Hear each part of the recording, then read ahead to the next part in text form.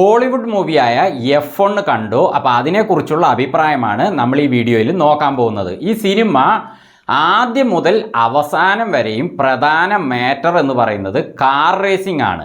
അപ്പോൾ തുടക്കം മുതൽ അവസാനം വരെയും കാർ റേസിങ്ങിൻ്റെ മത്സരം, എന്നിട്ട് ആര് ജയിക്കുന്നു, അങ്ങനെയുള്ള കാര്യങ്ങളാണ്.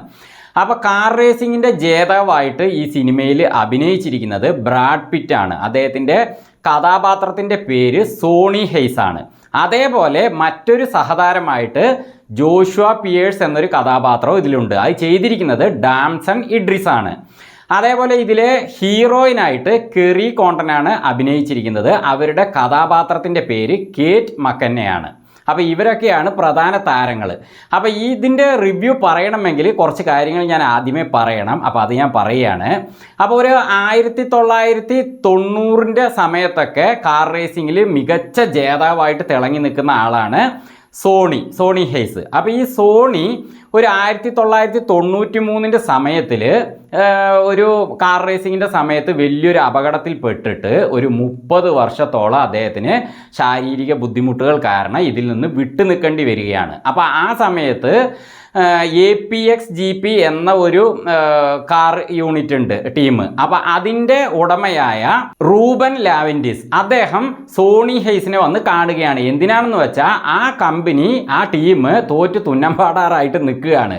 അപ്പോൾ ഈ APX-GP ടീമിൻ്റെ ഉടമയാണ് അദ്ദേഹമെങ്കിലും അദ്ദേഹം ഒരു ഡ്രൈവിങ്ങിൻ്റെ ഇതിൽ തോറ്റതുകൊണ്ട് അദ്ദേഹത്തിന് ഇതിൽ നിന്ന് വിട്ടു നിർത്താനുള്ള സാധ്യതയുണ്ട്. അപ്പോൾ മാത്രമല്ല, നിക്ഷേപകരൊക്കെ ഈ ടീമിൻ്റെ റേറ്റിംഗ് വളരെ താഴെയായതുകൊണ്ട് നിക്ഷേപകരൊക്കെ ഇദ്ദേഹത്തെ, ഈ റൂബൻ ലാവൻഡിസിനെ ഈ ടീമിൽ നിന്ന് പുറത്താക്കുമോ എന്ന പേടി കാരണം തൻ്റെ ജോലിയെ രക്ഷിക്കാൻ വേണ്ടിയിട്ടാണ് സോണി ഹെയ്സിനെ ഈ ടീമിനെ നയിക്കാനായിട്ട്, അതായത് കാർ റേസിങ്ങിൻ്റെ ജേതാവായിട്ട് വരാനായിട്ട് വിളിക്കുന്നത്. അപ്പോൾ ആ ടീമിനെ രക്ഷിക്കണം എന്നുള്ള ആ ഒരു നിർദ്ദേശത്തെ സോണി ഹെയ്സ്, ഈ ടീം വളരെ റേറ്റിങ്ങിൽ താഴെയായിരിക്കുന്നത് കൊണ്ട് തന്നെ ഒരു മനസ്സോടെ ആണെങ്കിലും തൻ്റെ കൂട്ടുകാരനായ റൂബൻ ലാവൻഡിസ് പറഞ്ഞതുകൊണ്ട് സമ്മതിച്ചിട്ട് വരികയാണ്. അപ്പോൾ അദ്ദേഹം വരുന്ന സമയത്ത് ഈ ഒരു ടീമിലെ മറ്റംഗങ്ങൾ ഇദ്ദേഹത്തെ കാണുകയാണ്. അപ്പോൾ ഇയാൾ ആരാണെന്ന് സഹതാരമായ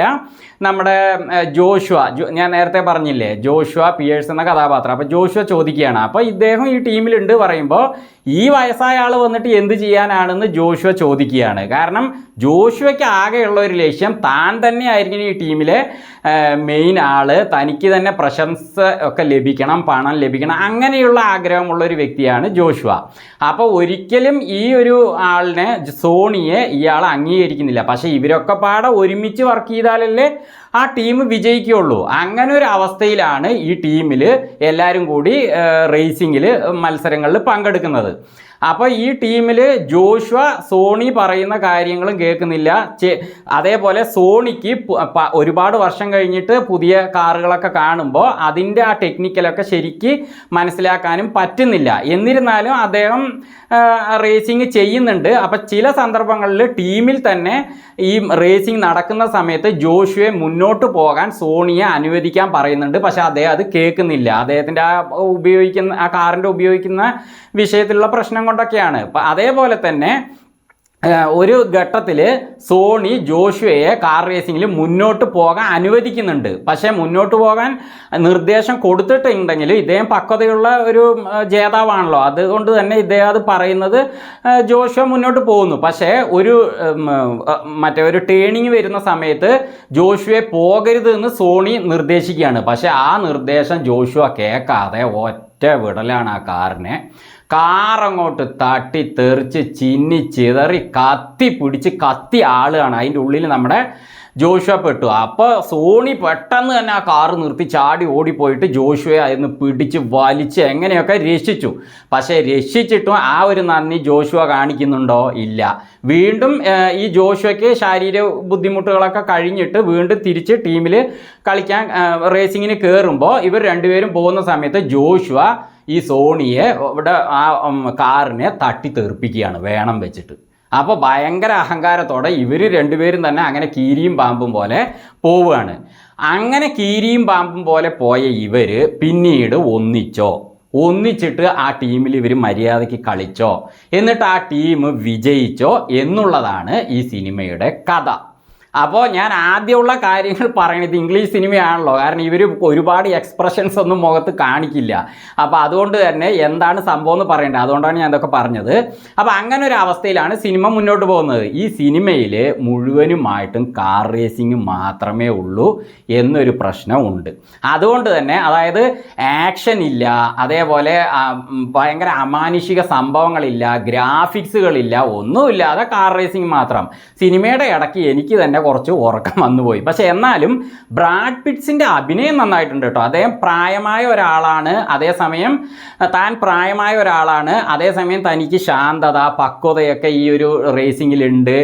കൊടുക്കേണ്ട നിർദ്ദേശം കൃത്യമായി കൊടുക്കാൻ ഉള്ള ഒരു ചിന്ത അദ്ദേഹത്തിനുണ്ട്. അങ്ങനത്തെ ഒരു എക്സ്പീരിയൻസ് അദ്ദേഹത്തിൻ്റെ അഭിനയത്തിൽ കാണിക്കുമ്പോൾ അതൊക്കെ കാണാൻ നന്നായിട്ടുണ്ട്.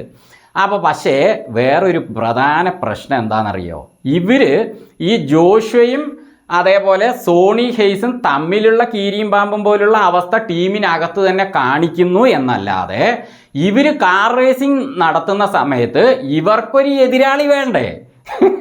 അത് പ്രധാനമല്ലേ, ഒരു വില്ലൻ വേണ്ടേ?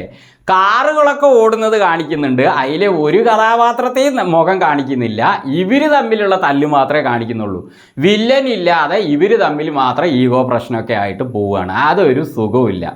ഒരു ഇംഗ്ലീഷ് പടമായ ഒരു വില്ലനും ഭയങ്കരമായ അടിപിടിയും സംഭവങ്ങളൊക്കെ വേണ്ടേ? ഒന്നുമില്ല.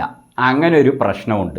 അപ്പോൾ കുഴപ്പമില്ല, കാർ റേസിങ്ങിൽ കുറേ മാറ്ററുകളൊക്കെ ഇവർ വെച്ചിട്ടുണ്ട്, വീഴ്ചകളും താഴ്ചകളൊക്കെ വെച്ചിട്ടുണ്ട്, അതൊക്കെ രസമുണ്ട്. പിന്നെ ബ്രാഡ് പിറ്റ്സിൻ്റെ അഭിനയം നന്നായിട്ടുണ്ട് എന്നൊക്കെയാണെങ്കിലും സിനിമ മുഴുവൻ കാർ റേസിംഗ് മാത്രമായിട്ട് തീരാണ്. അവസാന ക്ലൈമാക്സിലൊക്കെ ബ്രാഡ് പിറ്റ്സിൻ്റെ ആ ഒരു സംഭവമൊക്കെ നന്നായിട്ടുണ്ട് കേട്ടോ, അതൊക്കെ ഓക്കെയാണ്. പക്ഷേ ഈ സിനിമ ശരിക്കും ആർക്ക് ഇഷ്ടപ്പെടും എന്ന് വെച്ചാൽ കാർ റേസിങ് ഇഷ്ടപ്പെടുന്നവർക്ക് ഇത് ഇഷ്ടപ്പെടും, അല്ലാത്തവർക്ക് ഇഷ്ടപ്പെടുമോ എന്നുള്ളത് കണ്ട് തന്നെ പറയണം.